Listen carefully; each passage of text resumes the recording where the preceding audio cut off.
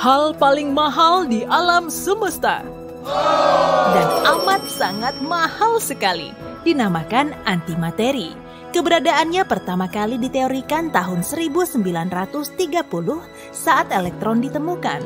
Para ilmuwan memperkirakan kemungkinan lawannya juga ada dan mereka menamakan partikel hipotetis ini positron. Kemudian, lawan dari partikel-partikel dasar lain seperti proton dan neutron juga terbukti ada. Saat suatu partikel dan lawannya saling bertabrakan, keduanya menghilang dan melepaskan energi yang sangat besar, 10.000 kali lebih besar dari reaksi nuklir. Tapi, ada kendalanya, butuh waktu sekitar 100 miliar tahun untuk menciptakan hanya 1 gram antimateri, dan itu cuma bisa dibuat dengan penumbuk hadron raksasa. Itu sebabnya, biaya pembuatan bahan ini mencapai lebih dari 880 kuadriliun rupiah, dan kita pun bahkan belum mendekati waktu bermiliar-miliar itu. Sepanjang sejarah pengamatan antariksa, hanya ada 2 objek dari sistem bintang lain atau bahkan mungkin galaksi lain yang memasuki tata surya kita. Yang pertama adalah asteroid Oumuamua yang ditemukan di tahun 2017. Yang kedua adalah Borisov, komet yang ditemukan di bulan Agustus tahun 2019. Awan debu yang mengitarinya memungkinkan ilmuwan untuk mempelajari lebih banyak tentang substansi yang mungkin berasal dari galaksi lain. Sebuah bintang aneh berbentuk tetesan air mata ditemukan. Masanya hampir 2 kali lipat massa matahari dan bentuknya menyerupai tetesan lava besar akibat bintang kata yang berada di dekatnya. Bintang kecil itu menarik energi kakaknya dan itu membuat permukaannya berubah. Lubang hitam juga bisa melakukan hal itu. Ada bintang yang jauhnya sekitar 215 juta tahun cahaya dari kita dan mengalami spagetifikasi akibat gravitasi lubang hitam di dekatnya. Para astronom di bumi harus menggunakan lusinan teleskop untuk mencatat kejadian itu. Akhirnya, mereka melihat lubang hitam yang menelan sebuah bintang. Bintang itu meregang sampai menjadi seberkas materi tipis. Saat melakukan itu, lubang hitam juga mengeluarkan miliaran ton materi bintang ke antariksa. Tapi, sekitar 250 juta tahun cahaya dari sini, ada kisah survival menakjubkan. Di tahun 2020, sebuah bintang merah besar bergerak terlalu dekat ke lubang hitam masif yang 400.000 kali lebih berat dari matahari. Bintang itu terperangkap dalam tarikan gravitasinya. Normalnya, bintang itu tidak mungkin lolos karena sekali lubang hitam menangkap sesuatu, mangsa itu tidak akan pernah dilepaskan. Tapi kali ini, entah bagaimana, bintang itu berhasil menjauh. Sebagian besar lapisan luarnya sudah diisap oleh monster hitam lapar itu dengan hanya meninggalkan intinya yang cair, katai putih.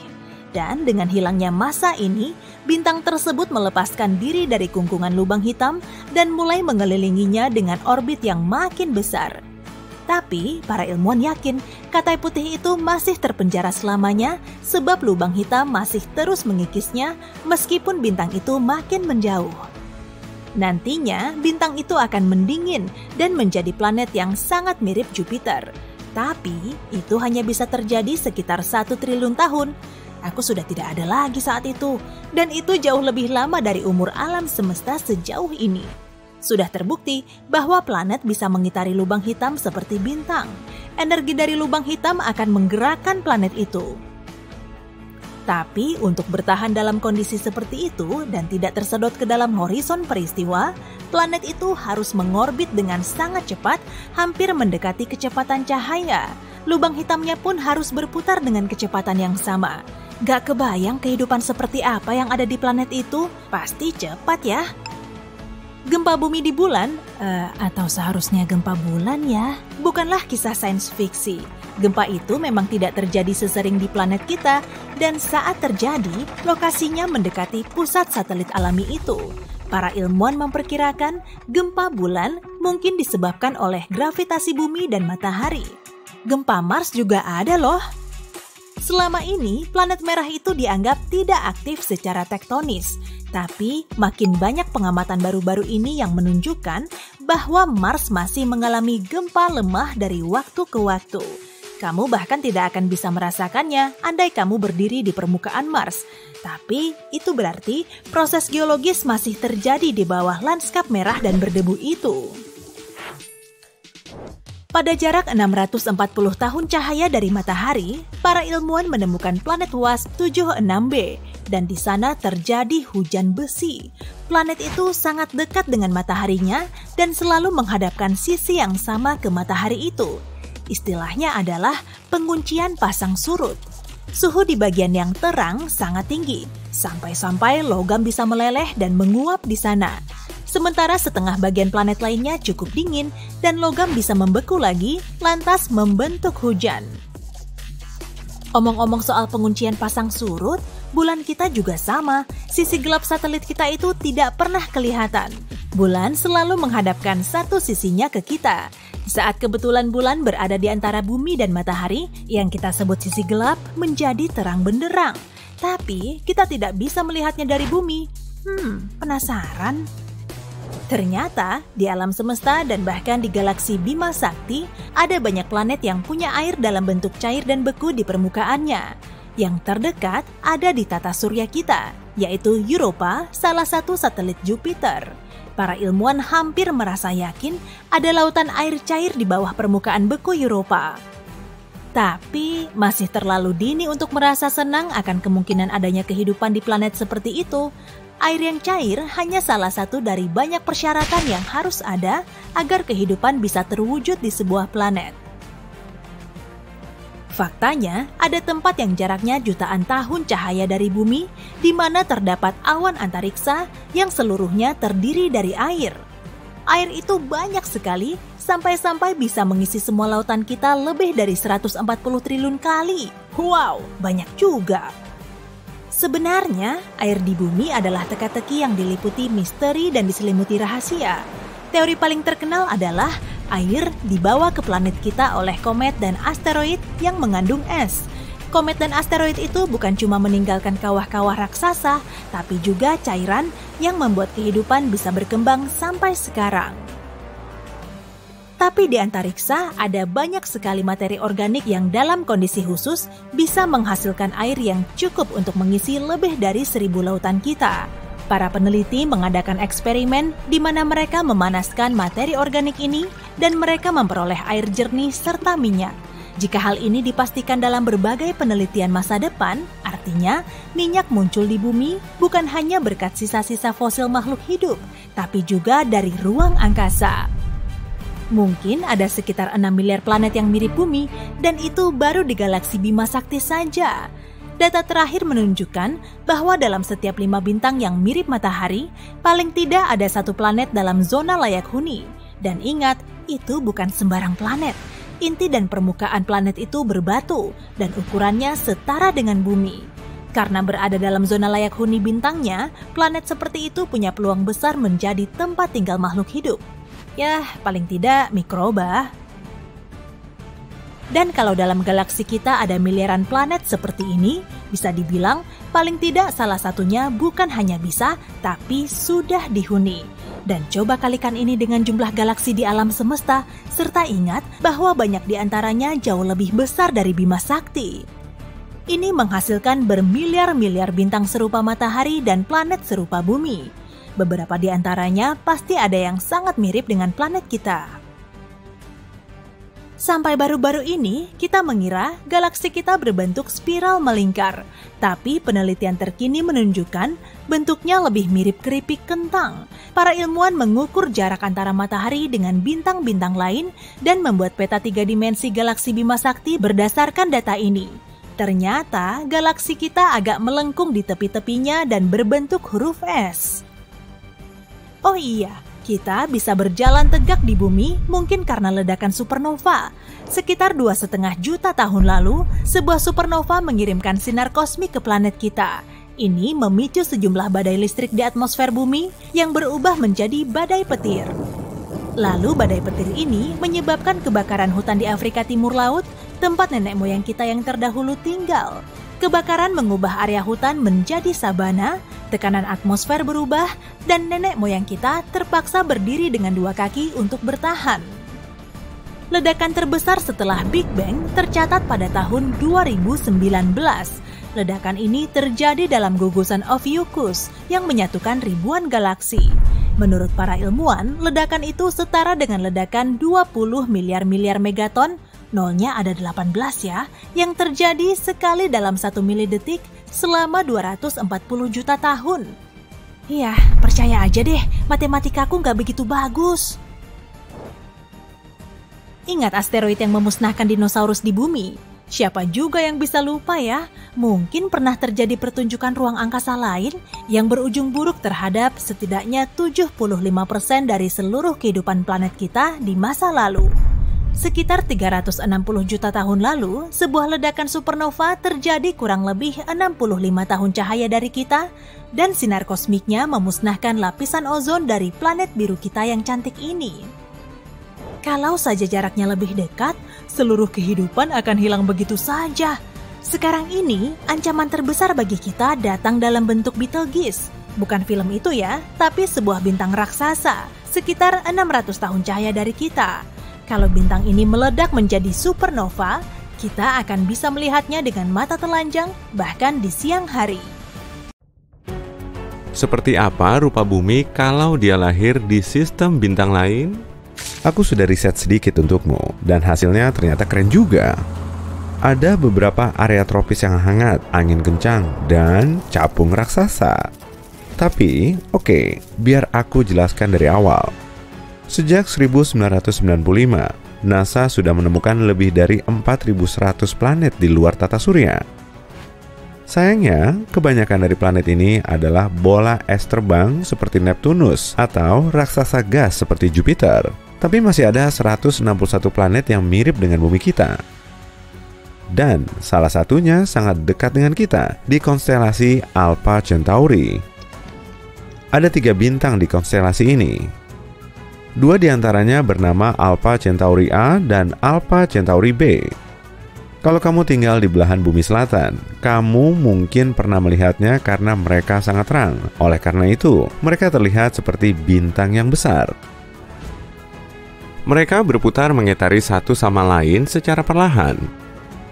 Dan ada bintang ketiga yang posisinya nggak jauh dari sana. Ini adalah Proxima Centauri, katai merah kecil. Namanya diambil dari jaraknya yang dekat dengan matahari. Bintang ini paling menarik, jadi mari kita bahas lebih lanjut. Letak Proxima Centauri cuma 4,5 tahun cahaya dari kita. Dan 1 tahun cahaya sekitar 10 triliun kilometer. Kalau kita pergi ke sana, butuh waktu 165.000 tahun perjalanan naik pesawat ulang-alik. Menurutmu lama? Untuk ukuran alam semesta, jarak ini setara jarak kasurmu ke dapur. Proxima Centauri jauh lebih ringan dan jauh lebih kecil dibanding matahari. Suhunya juga 2 kali lebih dingin dari matahari, dengan suhu 2700 derajat Celcius. Itu sebabnya kita nggak bisa melihatnya tanpa teleskop. Namun, sisi terangnya, bintang ini akan terbakar selama triliunan tahun dan kamu nggak perlu khawatir kelak bintang ini akan memakan kita seperti matahari. Dan yap, planet kembar kita terletak tepat di sebelah Proxima Centauri. Planet ini bernama Proxima b. Ya, aku tahu, namanya kurang kreatif. Semoga kamu nggak ketuker ya. Planet ini sedikit lebih besar dan lebih masif daripada bumi. Planet ini terletak di zona layak huni Proxima Centauri. Artinya, mungkin ada air dan mikroorganisme di sana. Bukan nggak mungkin kelak kita akan menemukan kehidupan di sana. Tapi saat ini kita nggak tahu banyak tentang planet misterius ini. Mungkin planet berbatu mirip bumi kita dan punya lanskap serupa, tapi ini cuma teori. Siapa tahu alam semesta cuma ngeprank kita. Pasti capek banget terbang 165.000 tahun cuma buat menemukan sebongkah es raksasa. Untungnya, kita mungkin nggak perlu menunggu selama itu. Para ilmuwan sedang mengembangkan teknologi yang memungkinkan kita bergerak dengan kecepatan mendekati kecepatan cahaya. Jika mereka berhasil, kita akan sampai di Proxima b hanya dalam 20 tahun. Tapi video ini bukan cuma tentang Proxima b, melainkan tentang apa yang akan terjadi kalau kehidupan bukan berasal dari tata surya kita, melainkan di Alpha Centauri. Bagaimana jika kita mengorbit Proxima Centauri atau dua bintang lainnya? Jadi, mari kita bayangkan bumi telah menggantikan Proxima b. Aku akan menamai planet baru ini Bumi Baru. Kayaknya aku juga kurang kreatif memberi nama planet. Pertama, orbitnya. Bumi baru harus 25 kali lebih dekat ke bintangnya dibanding Proxima b. Kalau enggak, planet ini akan sangat dingin. Mari kita pindahkan planet ini sedikit lebih dekat. Nah, sip. Satu hari masih berlangsung 24 jam, tapi periode orbit kita sangat tinggi. Proxima b berputar di sekitar bintangnya dalam 11 hari, tapi kita akan melakukannya cuma dalam 8 jam. Hei, pesta ulang tahun setiap minggu. Aku sih mau. Bentar, ada masalah lain. Begini, Proxima Centauri adalah bintang suar. Artinya, terkadang entah dari mana, bintang ini mengeluarkan beberapa angin surya. Angin ini membawa sekelompok partikel terionisasi yang kemudian menetap di planet di sekitarnya. Nah, matahari kita juga melakukan hal yang sama. Tapi Proxima Centauri mencoba membinasakan kita 2000 kali lebih keras daripada matahari. Jadi tingkat radiasinya sangat tinggi. Tapi tenang, nggak masalah. Kita cuma butuh medan magnet yang sangat kuat. Medan magnet akan membantu kita menciptakan atmosfer sangat tebal yang bisa melindungi kita dari amukan Proxima Centauri. Jadi, di sini akan sangat hangat. Atau enggak? Ada masalah lain. Ilmuwan belum yakin bagaimana planet-planet Proxima Centauri berputar di sekitarnya.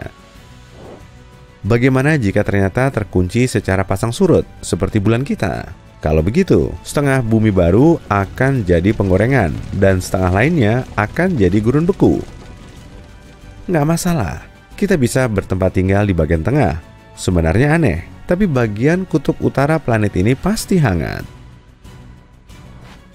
Dan jika putarannya menguntungkan kita, planet ini akan nyaman dan hangat. Suhu rata-ratanya sekitar 21 derajat Celcius dan nggak ada suhu ekstrim.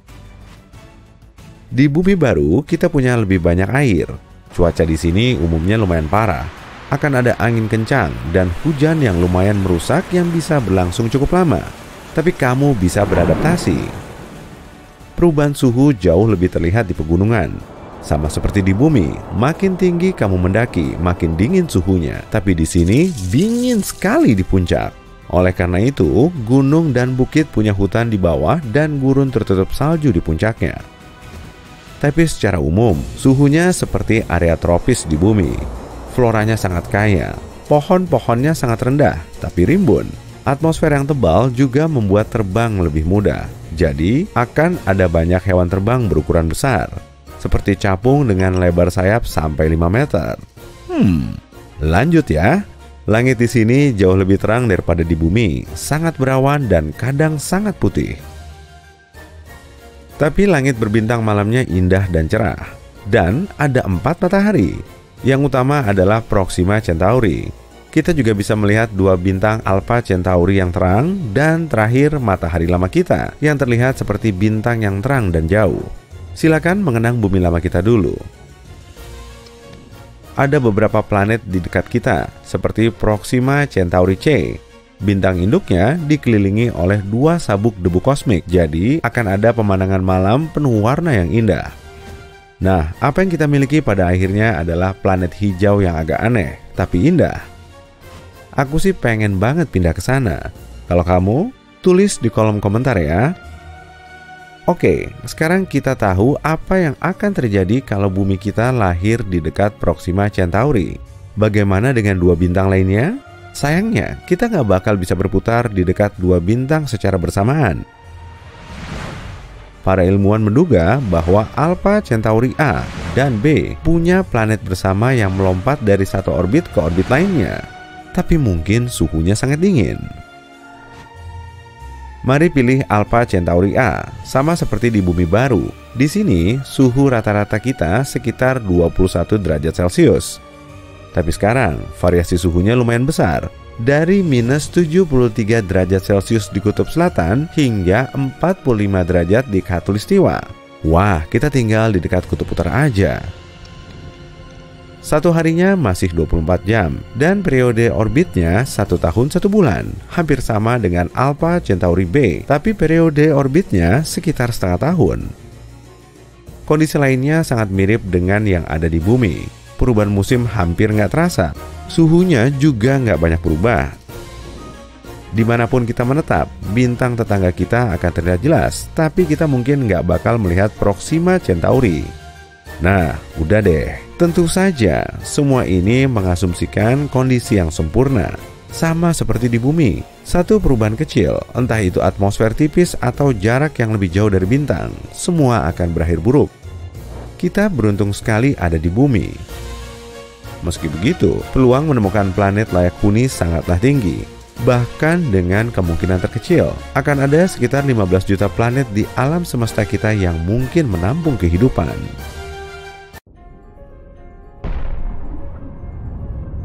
Sudah lama sekali sejak terjadinya sebuah supernova di Bima Sakti.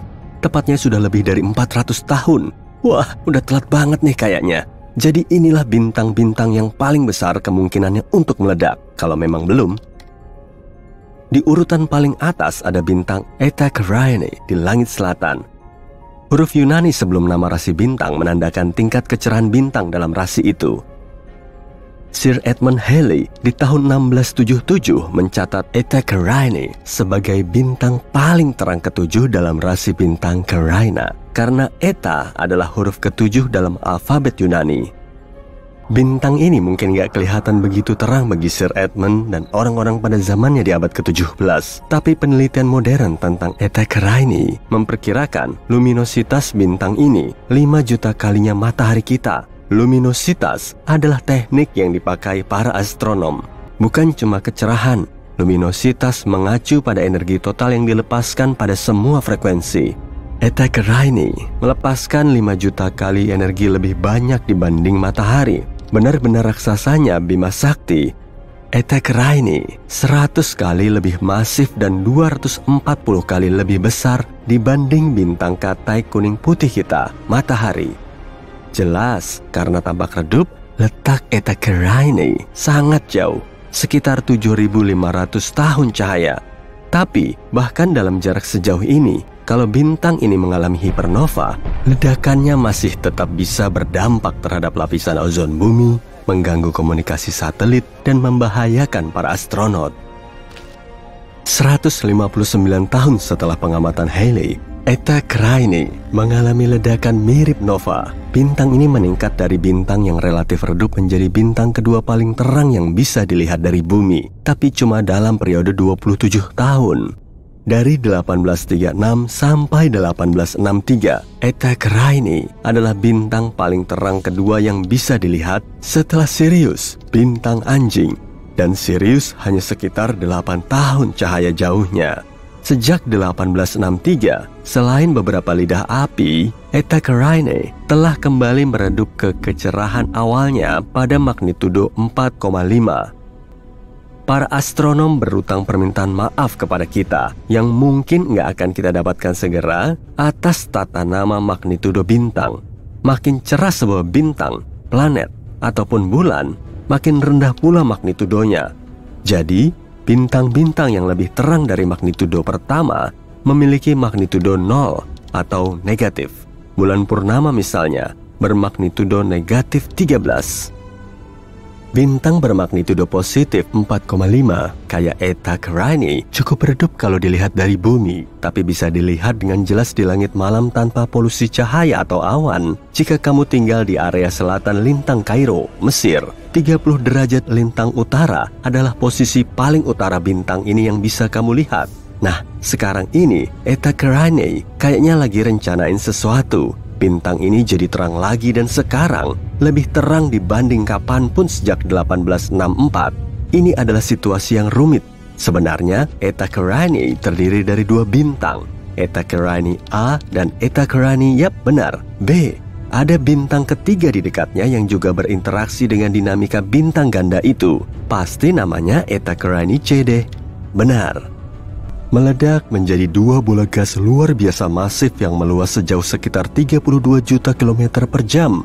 Nggak diragukan lagi, Eta Carinae adalah salah satu bintang dengan tampilan paling aneh yang pernah kamu lihat. Tapi ingat, letaknya 7.500 tahun cahaya dari kita. Kalau ada sesuatu yang terjadi pada Eta Carinae dalam 7.500 tahun, kayak hipernova misalnya, kita nggak akan bisa melihatnya. Sebab radiasi elektromagnetik Eta Carinae belum nyampe ke sini.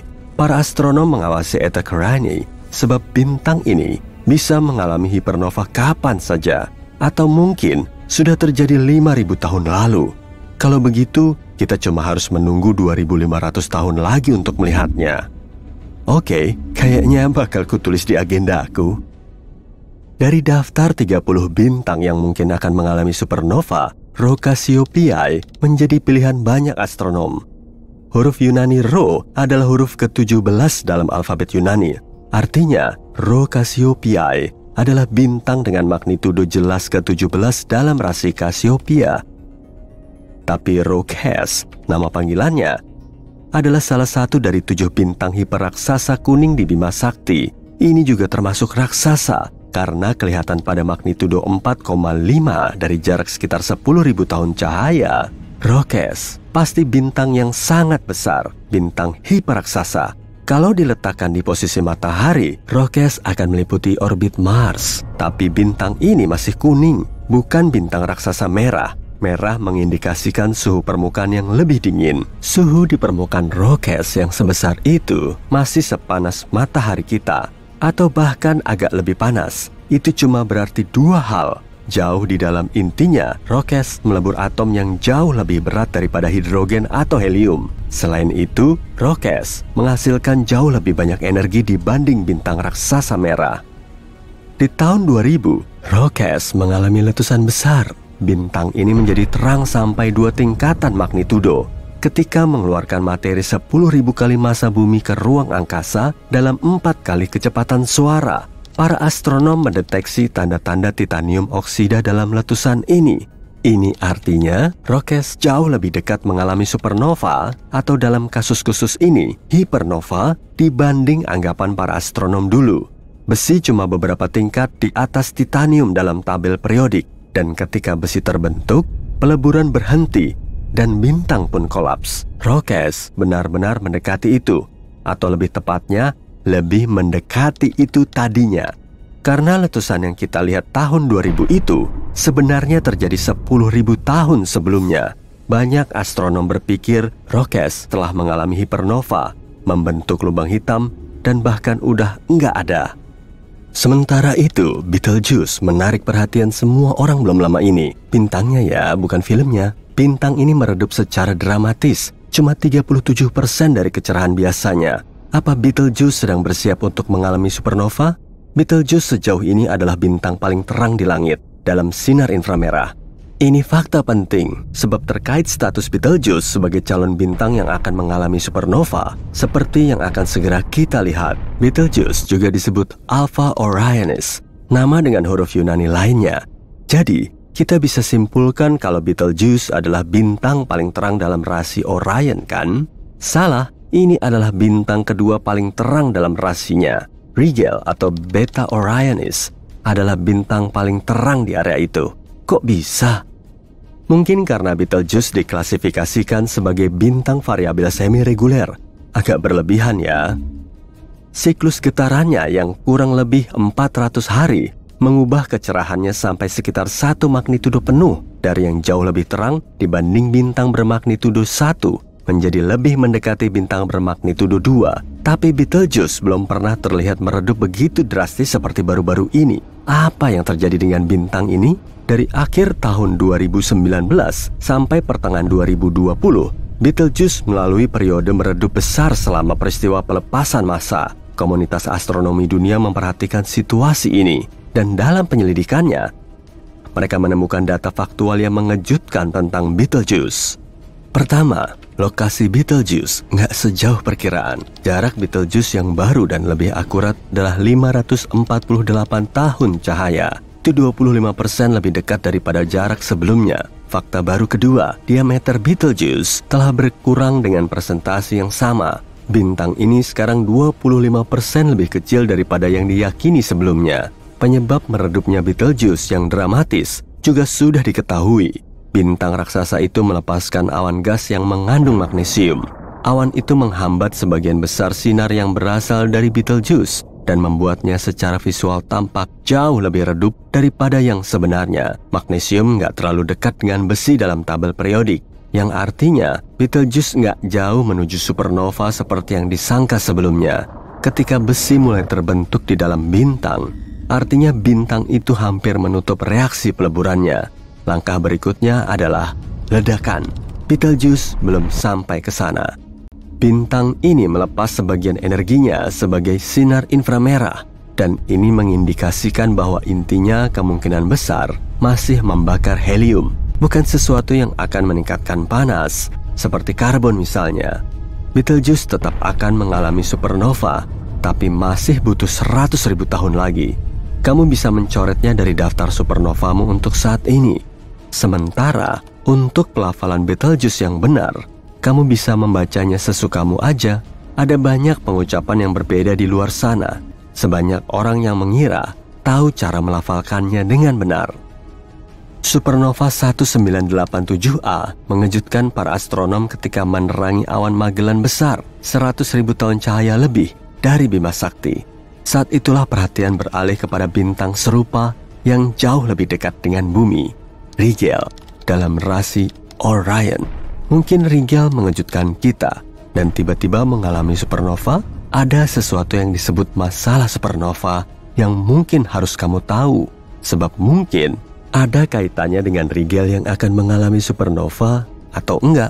Sepertinya bintang-bintang dengan massa 17 kali massa matahari enggak selalu mengalami supernova. Baru-baru ini sebuah bintang raksasa merah menghilang begitu saja. Yap, bukan mengalami supernova, tapi hilang gitu aja. Ini sering terjadi dalam simulasi supernova di komputer, dan sekarang akhirnya terjadi dalam kehidupan nyata. Massa Rigel setara dengan massa 21 matahari. Dengan kata lain, Rigel 21 kali lebih masif dibanding matahari kita. Jadi apa Rigel akan mengalami supernova atau hilang gitu aja jadi lubang hitam yang akan terbentuk di intinya? Para ahli astronomi dan fisika melanjutkan studi mereka tentang dinamika bintang-bintang masif, menjelajahi langit untuk mencari supernova berikutnya dalam galaksi Bima Sakti.